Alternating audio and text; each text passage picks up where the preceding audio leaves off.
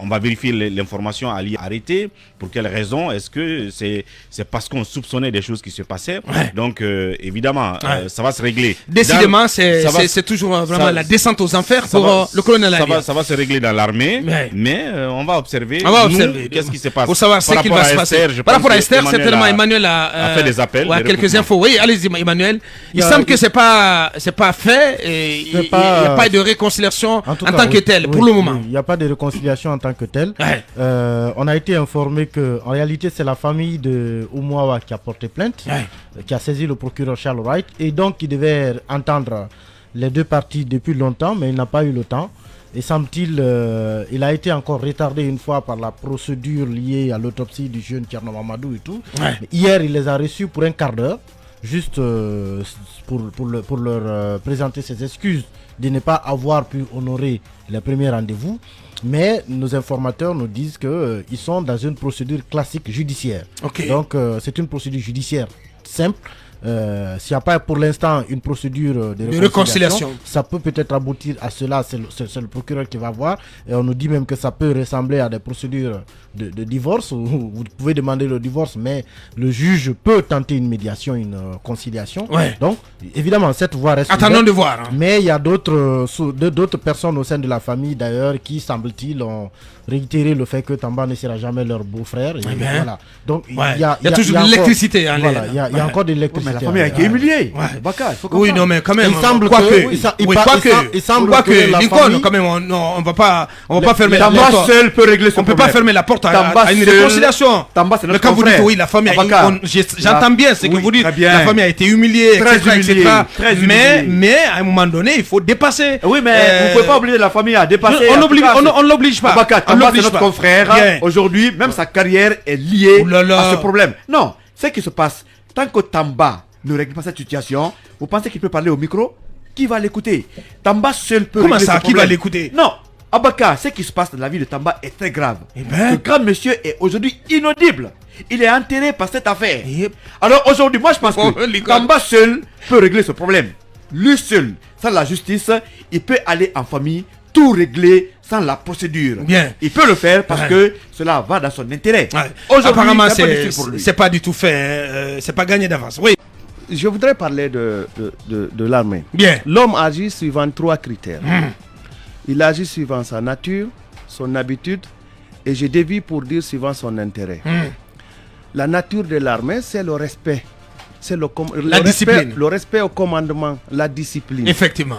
S'ils arrivent que l'état-major constate que la divagation habituelle et quotidienne historique de la Guinée recommence, il serait bon de rappeler. Pas la divagation quand même. Je termine. C'est inapproprié. La simple présence des militaires en bandoulière est une menace psychologique pour le citoyen. Donc je répète, si l'état-major arrivait à constater qu'il y a de la divagation et qui a caractérisé à un moment donné nos agents des forces de sécurité, il est utile qu'on les rappelle à l'ordre. Ça, c'est pour l'habitude. La nature est que l'homme aime appliquer son commandement à ceux qui sont sous ses ordres. Mais n'oublions pas que la soumission demande une certaine liberté. Et le commandement ne se reconnaît qu'à travers la soumission de ceux qui devraient être soumis. Mais ceux-là doivent avoir une certaine liberté pour se soumettre. Parce que même pour se soumettre, il faut avoir sa liberté. Ça veut dire que ces gens-là, ces militaires-là, devraient avoir une certaine liberté encadrée par la législation. Troisièmement, l'homme agit par intérêt. Depuis un certain temps, on apprend qu'il y a des petits bruits au bord de la mer. Et si tel est le cas, oui, Aboubakar, il est normal qu'on demande la prise en main des effectifs. Parce que s'il y a du bruit, il faut quand même s'assurer de quels sont ceux qui sont absents, quels sont ceux qui sont peut-être ceux qui sont dans les rangs. Peut-être ceux qui peuvent être tentés par autre chose. Donc, je pense que là aussi, il serait bon de nous dire que par intérêt, l'état-major demande la prise en main de l'ensemble des effectifs, le contrôle des ports d'armes et même le contrôle des absences, parce qu'il y a X et Y que nous soupçonnons de vouloir réaliser V et Z. Comme ça aurait été plus simple, non?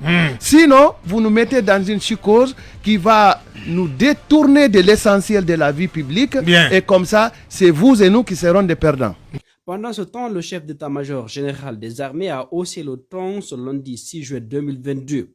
Le colonel Sadiba Koulibaly prévient que tout militaire appréhendé en déplacement hors de son unité sans autorisation sera immédiatement interpellé.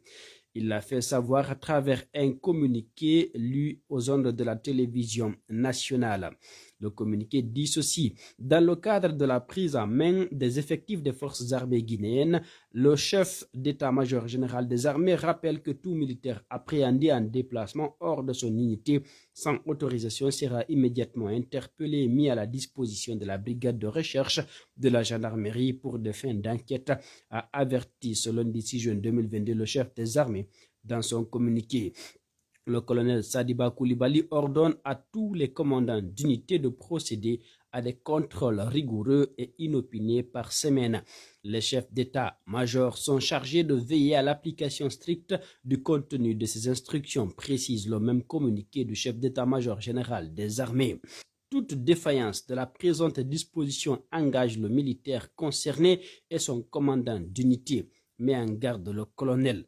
En février dernier, la junte avait annoncé que tous les militaires de l'armée de terre, de l'air et de mer sont consignés dans les garnisons jusqu'à nouvel ordre, rappelle africaguinée.com, avant de poursuivre en disant que les commandants d'unité avaient été instruits de faire remonter les situations de prise de leurs unités respectives toutes les 3 heures au poste de commandement interarmée élargi de l'état-major général des armées. Désormais, la question que l'on se pose, qu'est-ce qui motive toutes ces patrouilles et toutes ces dispositions renforcées?